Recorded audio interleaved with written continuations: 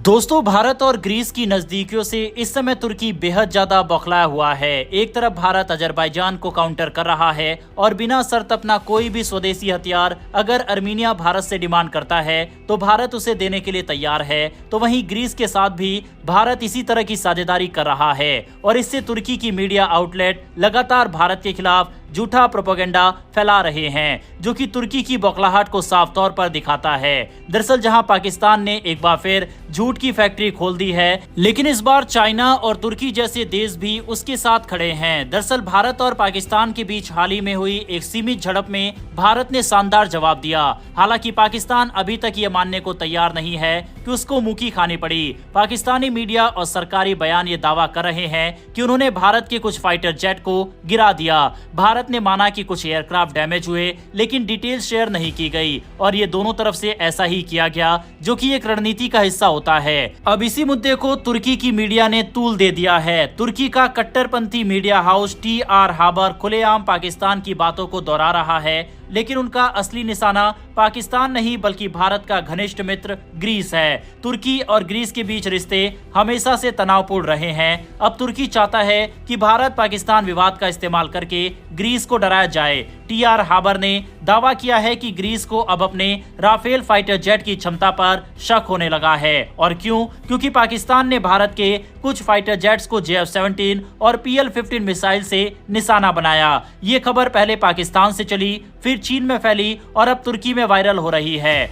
मगर इन दावों के पीछे कोई पुख्ता सबूत नहीं है, न कोई आधिकारिक स्रोत, न कोई बयान, बस हवा में बातें। TR हाबर ने यह तक कह दिया कि भारत राफेल के परफॉर्मेंस से नाखुश है। ये भी आरोप लगाया कि भारत ने डसॉल्ट एविएशन द्वारा प्रस्तावित टेक्निकल ऑडिट को ठुकरा दिया, लेकिन भारत सरकार या वायुसेना की ओर से इस पर कोई टिप्पणी नहीं हुई। तो साफ है ये सब एक प्रोपेगेंडा है, ताकि भारत और फ्रांस के बीच की रक्षा साझेदारी को कमजोर किया जा सके। तुर्की का असली मकसद है भारत को फ्रेंच हथियारों से दूर करके रूस या अमेरिका की ओर ढकेलना। जब से ग्रीस ने फ्रांस से 24 राफेल फाइटर जेट खरीदे हैं, तुर्की की नींद उड़ गई है और वह फ्रांस से खासा नाराज है। भारत ने हाल ही में कॉन्फ्लिक्ट के दौरान तुर्की के काफी मशहूर ड्रोन्स को जैसे मच्छर की तरह गिरा दिया। इससे तुर्की की डिफेंस इंडस्ट्री को भारी नुकसान हुआ।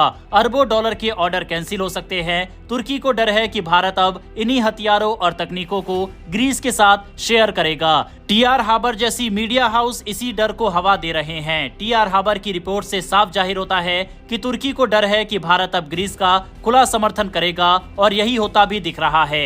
ग्रीस के अखबार एकाथी मैरिनी ने रिपोर्ट किया है कि भारत अब ग्रीस में बड़े निवेश की तैयारी कर रहा है, खासकर पोर्ट्स, टूरिज्म और डिफेंस सेक्टर में। यहाँ तक कि भारत हेलेनिक एरोस्पेस इंडस्ट्री यानी EAB और हेलेनिक डिफेंस सिस्टम यानी EAS में निवेश की संभावना देख रहा है। अगर ऐसा होता है तो भारत न सिर्फ ग्रीस की मदद करेगा बल्कि तुर्की को एक सख्त संदेश देगा। भारत की ओर से इस्तेमाल किए गए घरेलू हथियार जैसे आकाश एयर डिफेंस सिस्टम और T4 एंटी ड्रोन टैक तुर्की के ड्रोन के लिए काल साबित हुए हैं। अब तुर्की को डर है कि भारत यह हथियार ग्रीस को दे सकता है। और सबसे बड़ी बात, ब्रह्मोस सुपरसोनिक मिसाइल, भारत ने इसका प्रोडक्शन तेज कर दिया है और कई देशों को एक्सपोर्ट की तैयारी कर रहा है। अगर भारत ने ये मिसाइलें ग्रीस को दे दी तो तुर्की और पाकिस्तान दोनों को एक साथ करारा जवाब मिलेगा। भारत केवल ग्रीस ही नहीं, तुर्की के अन्य विरोधियों जैसे साइप्रस और अर्मीनिया से भी रिश्ते मजबूत कर रहा है। हाल ही में भारत ने अर्मीनिया को हाईटेक हथियार दिए जो पाकिस्तान के खिलाफ कारगर साबित हुए हैं। तुर्की की परेशानी इसलिए बढ़ गई है क्योंकि भारत एक एक करके तुर्की के विरोधियों से दोस्ती कर रहा है और रणनीतिक साझेदारी बढ़ा रहा है। भारत का जवाब हमेशा की तरह शांत और रणनीतिक होता है, न ज्यादा शोर, न झूठा प्रचार, बस कार्रवाई में दम। पाकिस्तान, चीन और तुर्की जैसे देश जब मिलकर प्रोपेगेंडा चलाते हैं तो भारत अपने मित्र देशों के साथ मिलकर उन्हें उसी की भाषा में जवाब देता है, साहस, तकनीक और रणनीति से। तुर्की का डर सही है क्योंकि भारत अब सिर्फ लड़ाई में नहीं, दोस्ती और निवेश के जरिए भी दुश्मनों को घेर रहा है। तुर्की और अजरबैजान दोनों देशों की मीडिया लगातार ये आवाज उठा रही है कि आखिर भारत की इस रीजन में क्या जरूरत है। भारत सिर्फ सुपर पावर बनने की कोशिश कर रहा है और अपनी ताकत से दुनिया भर के देशों को डराने की कोशिश कर रहा है। ये बात तुर्की और अजरबैजान की मीडिया की तरफ से कही जा रही है। इनका मानना है कि भारत का इस रीजन में ना तो सांस्कृतिक कोई जुड़ाव है, ना ही किसी और रूप में, लेकिन फिर भी भारत इस रीजन में दखल दे रहा है। और इन देशों के लिए और भी बड़ी परेशानी की बात यह है कि भारत अब ग्रीस के कुछ महत्वपूर्ण बंदरगाहों में निवेश करने की योजना बना रहा है। खासकर अलेक्जेंड्रू पोलिस पोर्ट को लेकर चर्चाएं तेज है। ये पोर्ट नॉर्थ ईस्ट ग्रीस में है और इसकी भौगोलिक स्थिति बेहद रणनीतिक है। ये ब्लैक सी, बाल्कन क्षेत्र और यूरोपियन यूनियन से आसानी से जुड़ता है। ये पोर्ट रूस, चीन और तुर्की की गतिविधियों पर नजर रखने के लिए भी बेहद अहम माना जाता है। अब अगर भारत इसमें हिस्सेदारी लेता है तो न सिर्फ व्यापार बढ़ेगा बल्कि भारत को जियो स्ट्रेटेजिक एडवांटेज भी मिलेगा। भारत ने बीते कुछ वर्षों में भारत मध्य एशिया यूरोप कॉरिडोर यानी IMEC को लेकर बड़ी योजना बनाई है। ये कॉरिडोर भारत को मिडिल ईस्ट और फिर यूरोप से जोड़ता है। ग्रीस इसमें एक प्राकृतिक प्रवेश द्वार बन सकता है। भारत अगर ग्रीस के पोर्ट्स में निवेश करता है तो वह अपने सामान को मिडिल ईस्ट से सीधे ग्रीस के जरिए यूरोप भेज सकता है, तेज, सुरक्षित और कम लागत में। इसके अलावा ग्रीस के पोर्ट्स पर कब्जा चीन पहले ही जमाना चाहता था। चीन ने ग्रीस के पीरियस पोर्ट्स में पहले ही निवेश किया है। अब भारत का कदम चीन के बेल्ट एंड रोड इनिशिएटिव को काउंटर करने जैसा होगा। पोर्ट केवल व्यापार के लिए ही नहीं होते, इनका उपयोग रणनीतिक और सैन्य गतिविधियों के लिए भी होता है। अगर भारत को ग्रीस के पोर्ट्स पर लॉजिस्टिक सपोर्ट मिल जाता है तो भारतीय नौसेना यूरोप के करीब अपनी उपस्थिति बढ़ा सकेगी। यानी कि भविष्य में भारत की नेवी इंडियन ओशियन से निकलकर एजियन सी और मेडिटेरेनियन सी में भी एक्टिव हो सकती है। ये कदम तुर्की को सीधा संदेश होगा कि अब भारत सिर्फ इंडो पैसिफिक तक सीमित नहीं है। ग्रीस भी भारत को एक भरोसेमंद साझेदार के रूप में देखता है। भारत की अर्थव्यवस्था तेजी से बढ़ रही है और भारत एक बड़ा निवेशक बन चुका है।